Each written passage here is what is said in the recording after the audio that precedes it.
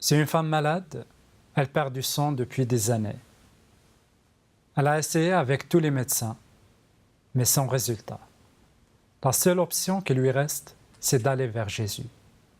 Aujourd'hui, nous allons voir une rencontre avec une femme malade qui a une perte de sang et Jésus qui va l'accueillir.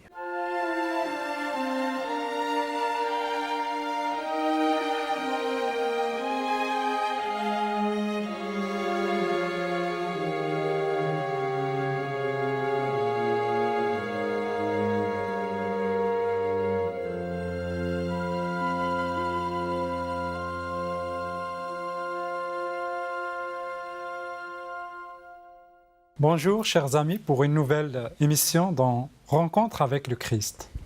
Nous allons continuer notre série de rencontres avec le pasteur Pierre Péchou. Aujourd'hui, nous allons parler sur la rencontre d'une femme qui est malade, qui avait une perte de sang et qui cherche à avoir une guérison. Bonjour et bienvenue pasteur Pierre Péchou. Bonjour Anafi, bienvenue à toutes les personnes qui nous entendent, tous les amis qui sont avec nous. Aujourd'hui, tu veux partager avec nous cette histoire de la femme qui est malade depuis des années et là, elle vient vers Jésus. Alors je vous invite à écouter le texte. Nous allons le lire dans l'évangile de Marc au chapitre 5, des versets 25 à 34. Alors Marc 5, 25 à 34. Je commence la lecture. Il y avait là une femme atteinte d'une perte de sang depuis 12 ans. Elle avait beaucoup souffert du fait de nombreux médecins et elle avait dépensé tout ce qu'elle possédait sans en tirer aucun avantage. Au contraire, son état avait plutôt empiré. Ayant entendu parler de Jésus, elle vint dans la foule, par derrière, et toucha son vêtement. Car elle disait, « Si je touche ne serait que ses vêtements, je serais sauvée. » Aussitôt, sa perte de sang s'arrêta, et elle sut, dans son corps, qu'elle était guérie de son mal. Jésus sut aussitôt en lui-même qu'une force était sortie de lui. Il se retourna dans la foule et se mit à dire, « Qui a touché mes vêtements ?»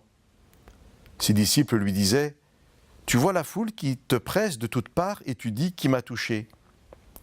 Mais il regardait autour de lui pour voir celle qui avait fait cela.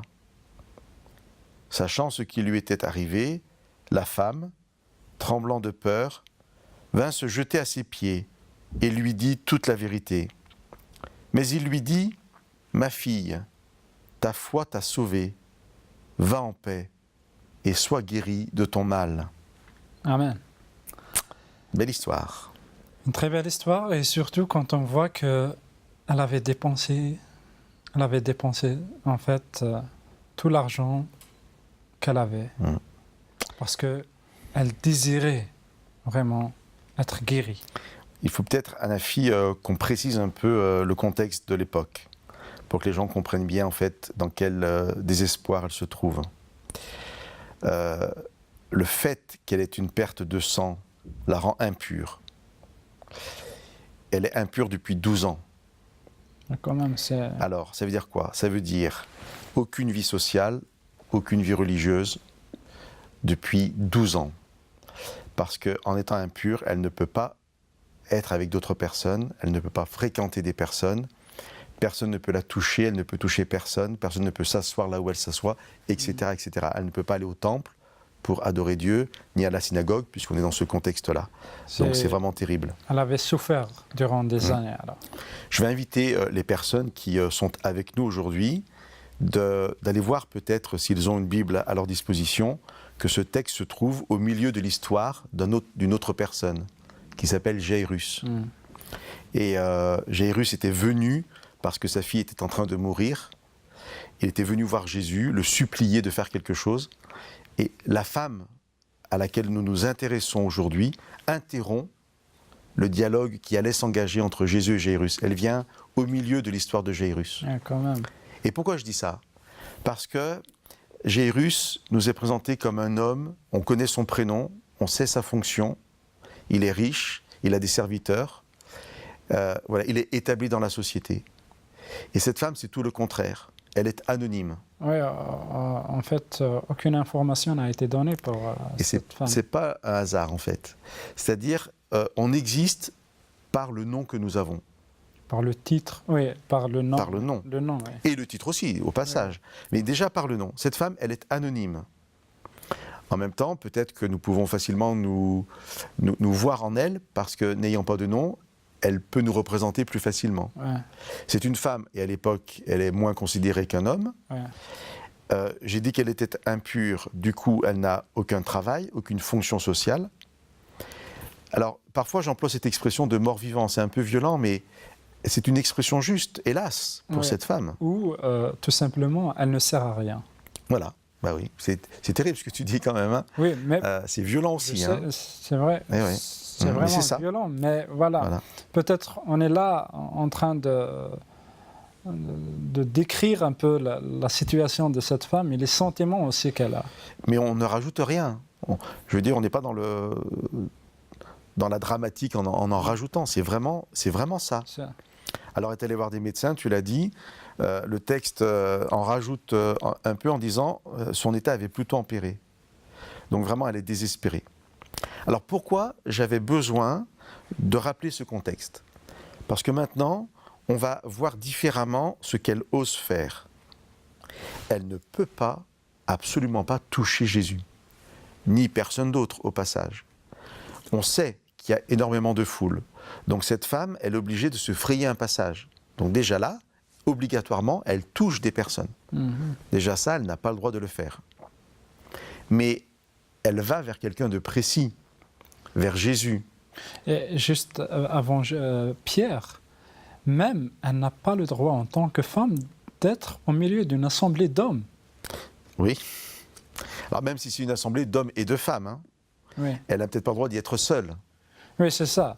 C'est que C'est parce ça. que quand même, c'est une société où la femme, vraiment, c'est l'homme qui dirige, qui guide. Alors c'est une société un peu masculine. Un peu beaucoup. Oui. Alors, Tout à fait. Alors on en rajoute là, hein, oui. mais c'est une réalité. Mais en plus, Jésus est le personnage dont elle a entendu parler. Ce que les médecins n'ont pas fait, lui peut-être pourra le faire.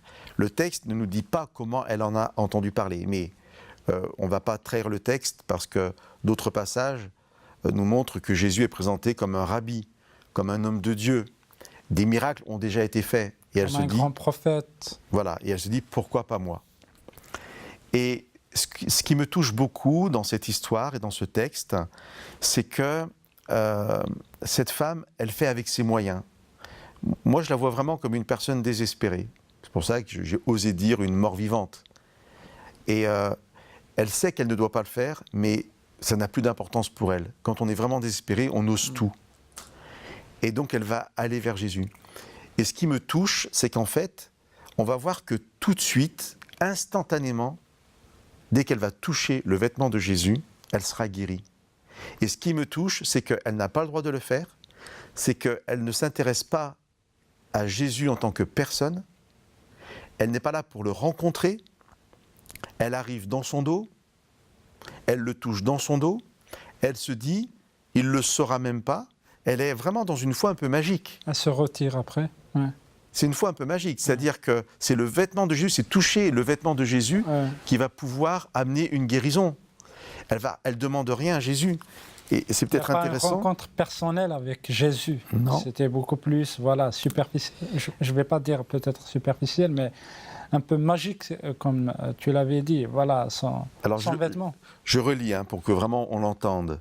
Ayant entendu parler de Jésus, elle vint dans la foule, par derrière, et toucha son vêtement. Car elle disait, si je touche, ne serait-ce que ses vêtements, je serai sauvée. Alors il y a deux lectures. Ne soyons quand même pas trop sévères avec cette femme. On peut très bien voir ça comme un très bel acte de foi, en disant son vêtement suffirait. Et on dit, waouh, quelle grande foi. C'est possible, et je n'ai pas à juger de la foi de cette femme. Mais vu le contexte qu'on a pris du temps à expliquer, il me semble plus juste de dire que parce qu'elle est impure et que de toute façon, par la loi de l'époque, elle ne doit pas être là, eh bien, elle est plutôt dans une foi magique, comme nous avons dit tous les deux, c'est-à-dire, j'accorde à l'objet une puissance. Et ça nous permet, Anafi, de mettre en garde les personnes peut-être, pas en garde, mais de leur dire simplement qu'avec Dieu, on n'est pas dans la magie, on est dans le spirituel, on est dans le miracle, on est simplement dans la puissance de Dieu, la puissance d'amour de Dieu, la puissance de guérison de Dieu mis au service de l'être humain. Et même si c'est mal fait, et je vais prouver après par le texte. Je pense que la suite va montrer en fait. Pourquoi elle fait mal, enfin entre guillemets. Ou elle va montrer, la suite va nous montrer aussi que en fait le miracle ne s'arrête pas à... Voilà. Et que Jésus veut l'amener à autre chose. Mais ne dévoilons pas trop vite la suite parce qu'on va résumer simplement une femme désespérée qui n'a rien dans la vie, qui est exclue de la société, va vers Jésus, ruinée, c'est son dernier espoir, non pas parce qu'elle connaît Jésus, mais simplement elle avait entendu parler. Moi je dis pourquoi pas, j'ai rien à perdre. Elle y va, elle ne le rencontre pas, elle ne lui demande pas la permission. Elle sait qu'elle va le souiller, d'après la loi, en le touchant. Elle le fait quand même. Et pourtant, malgré tout ça, et je lis le texte, aussitôt, sa perte de sang s'arrêta. Elle sut qu'elle était guérie. Aussitôt, Jésus sut qu'une force était sortie de lui. Tout se passe dans la même seconde. Clac, clac, clac. Je touche, je suis guéri, Jésus le sait. Il n'y a pas de la part de Dieu, il n'y a pas de remontrance. Voilà, parce que la guérison instantanée nous prouve que Dieu veut guérir cette personne. C'est pas magique, hein. Alors j'insiste, mais c'est pas magique. C'est pas magique. C'est-à-dire Dieu veut guérir cette personne. Et là, c'est pas le vêtement de Jésus qui guérit la femme. C'est Dieu. C'est Jésus lui-même. C'est Jésus lui-même ou Dieu le Père qui permet cette guérison parce qu'il veut aller beaucoup plus loin avec cette femme. Elle est guérie, mais elle aura beaucoup plus que la guérison physique. Merci beaucoup Pierre pour cette première partie. Je pense qu'on va s'arrêter ici. La deuxième partie, on va développer d'autres points parce que, comme tu l'avais souligné, il y a une suite dans le miracle, même si cette femme était en fait guérie. On voit que cette femme avait trouvé un chemin vers Jésus, même si c'était un peu difficile, parce qu'il y avait pas mal d'obstacles. Mais si on veut y aller vers Jésus, si on veut arriver là où Jésus est, on peut par la volonté que Dieu met dans nos cœurs. Je vous rappelle toujours de nos contacts. Alors, vous pouvez prendre contact avec nous et on vous attend pour la deuxième partie.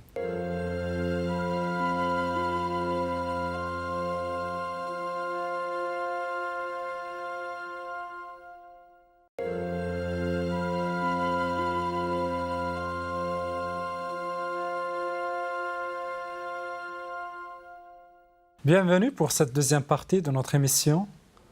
Dans la première partie, nous avons vu cette femme qui est venue voir Jésus, ou cette femme qui est venue toucher Jésus. Et elle a eu la guérison immédiatement, juste après sa touche. Pasteur Pierre Péchou, encore une fois, bienvenue et bonjour. Alors, on a vu dans la première partie la démarche de la femme. Et là, on peut voir aussi la démarche de Jésus dans cette deuxième partie.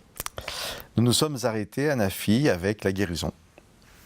La femme a reçu ce pourquoi elle était venue. Et l'histoire pourrait s'arrêter là. On résume à nouveau. Bien qu'elle sache qu'elle n'a pas le droit de le faire à cause de son impureté, elle vient par derrière, sans demander de permission. Elle sait qu'en touchant Jésus, elle va rendre Jésus lui-même impur. Mais elle est désespérée et elle tente le coup. Elle y va. Et ça fonctionne. aussitôt elle est guérie, dès qu'elle a touché, et l'histoire pourrait s'arrêter là. Oui, elle Mais- pourrait s'arrêter là et cette femme, elle pouvait partir. Voilà, c'est bon. Mais il y a deux aussitôt dans le texte. Il y a trois choses qui se passent en même temps. Je touche, je suis guéri, mais la troisième chose, c'est que Jésus le sait. Et là, il va dire, qui m'a touché? Alors, quand on en est là, quand on a compris le contexte, eh bien, on peut se demander, oulala, ça va peut-être être difficile pour la femme dans la suite. Jésus dit peut-être qui m'a touché, parce qu'en tant qu'homme, prophète de Dieu, qui a osé me toucher. Mais pas du tout, allez, disons tout de suite la réponse, non, au contraire. C'est une question d'amour de la part de Jésus, parce que par cette question, Jésus va inviter la femme à une rencontre. On peut s'amuser de la réaction des disciples. Qu'est-ce qui te passe par la tête, Jésus? Parce que la foule le pressait. Le pressait. Et tout le monde devait le toucher, comme quand on est dans une foule. Et les disciples ne comprennent pas. Ce qui veut dire qu'il y a plusieurs façons de toucher Jésus. Il y a les gens qui le touchent par accident, simplement parce qu'il y a une foule. Alors, accident dans le sens où il n'y a pas d'autre possibilité, puisqu'on est les uns contre les autres, on se touche. Voilà, il n'y a pas de signification dans ce toucher-là. Et puis, il y a le fait d'être touché parce que la personne veut quelque chose. Mais Pierre, là, même ses disciples qui étaient auprès de Jésus n'ont pas pu toucher Jésus comme cette femme l'avait touché. Non, alors peut-être qu'ils n'en avaient pas besoin, mais effectivement, peut-être aussi que être auprès de Jésus, jusqu'à le toucher, n'a pas de signification si nous n'y mettons pas une signification. Moi, ce que je veux dire, c'est que parfois être aussi même disciple de Jésus, même si tout proche vraiment de Jésus, peut-être il y a un manque de cette touche, on n'arrive pas à le toucher. C'est intéressant, je pense qu'on peut effectivement nous laisser interpeller par ce que tu viens de dire. C'est pas juste... D'être tout près de Jésus, ça veut dire que c'est bon, j'ai tout. Exactement. Non, mais il y a une touche personnelle qui doit être faite. Très bien, voilà. Et une invitation donc à mettre de la signification dans la présence de Jésus dans ma vie. Je ne vais pas naître avec Jésus dans ma vie, je vais aller vers lui et créer quelque chose avec lui. Alors, qui m'a touché? Ce sont les paroles que Jésus prononce. Nous avons vu la réaction des disciples. Nous savons que cette femme entend cette parole. Et là, la femme qui a entendu la question de Jésus a deux choix, deux possibilités. Elle peut choisir de continuer de s'éloigner parce qu'elle a reçu ce pourquoi elle était venue. J'ai été guérie. Et a priori, il n'y a pas de raison que ça change. La guérison, la guérison est acquise. Mais elle a une autre possibilité aussi, c'est de répondre à l'appel, à la question de Jésus. Et je souris parce que c'est ce qu'elle va choisir. Et maintenant, on va découvrir quelque chose d'extraordinaire. Simplement, en répondant à Jésus, cette femme va recevoir beaucoup plus que la guérison physique. Alors, ce que je trouve intéressant dans ce texte, et j'invitais dans la première partie les personnes qui le pouvaient ou qui le voulaient, d'aller dans la Bible au chapitre 5 de l'évangile de Marc pour relire cette histoire avec l'histoire de Jairus.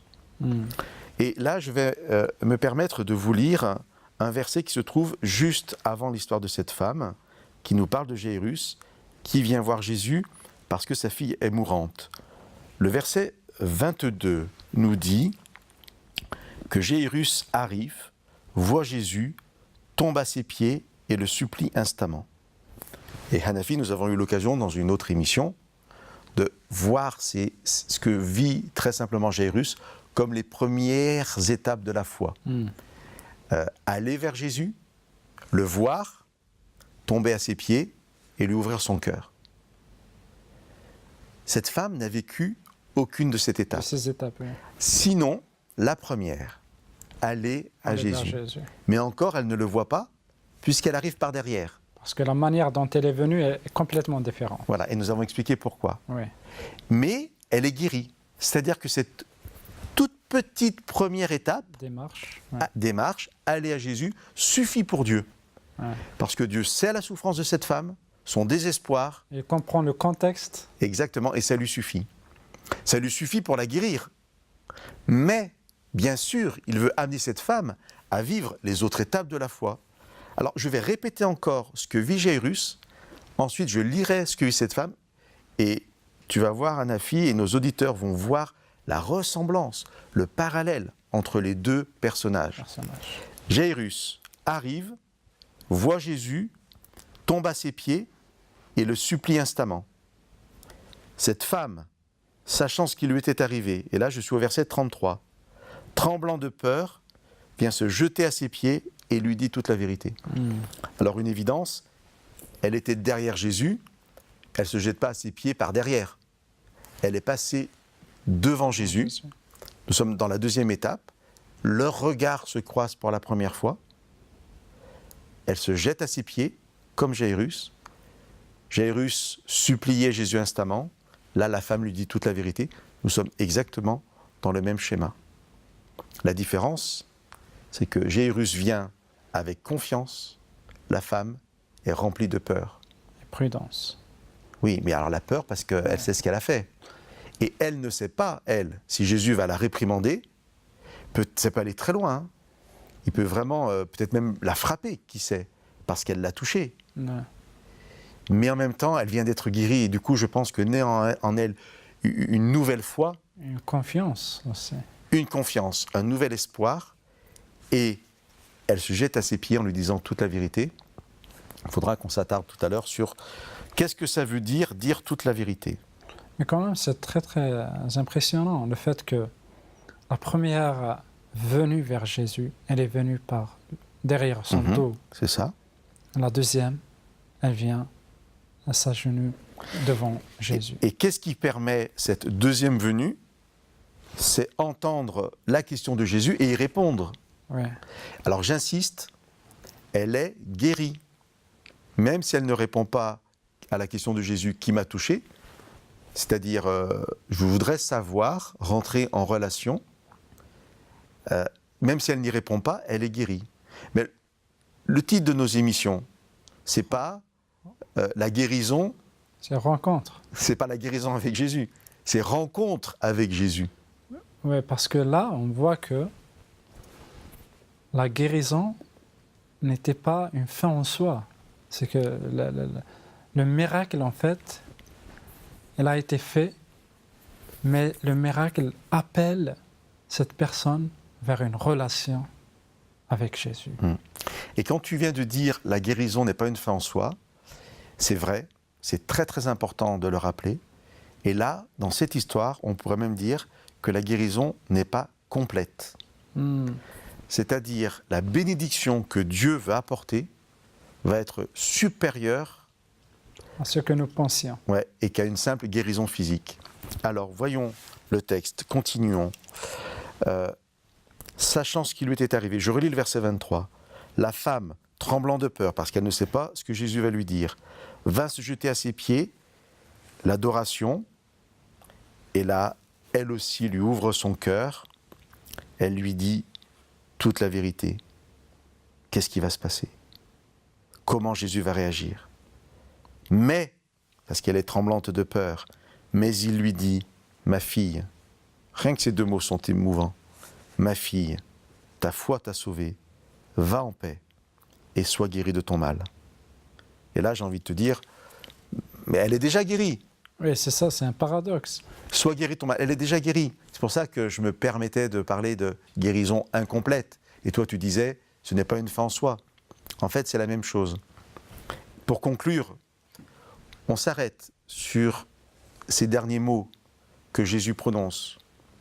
Et on invite chacun de nos auditeurs à entendre les paroles de Jésus pour eux-mêmes. Maintenant, Jésus ne parle plus à cette femme. Jésus nous parle. Parce que nous venons à lui, parce que nous nous mettons à ses pieds, parce que nous lui disons toute notre vérité, quelle qu'elle soit, quelles que soient les erreurs que nous avons faites avant, Nous sommes au pied de Jésus et voilà ce que nous entendons. Ma fille, mon fils, ta foi t'a sauvé, va en paix et sois guéri de ton mal. Parce que la véritable guérison a été donnée à la dernière, dans les dernières paroles.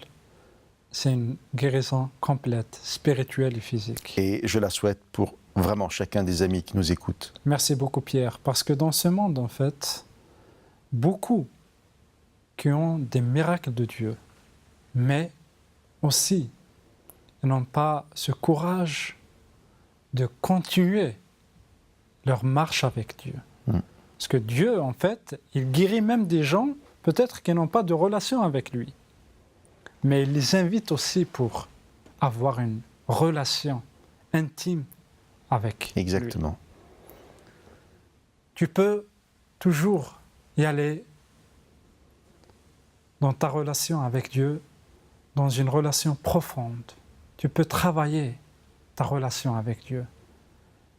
Il faut toujours écouter sa voix, même après avoir guéri, ou après avoir eu ce que Dieu nous a donné ou ce que nous avons demandé. À très très bientôt.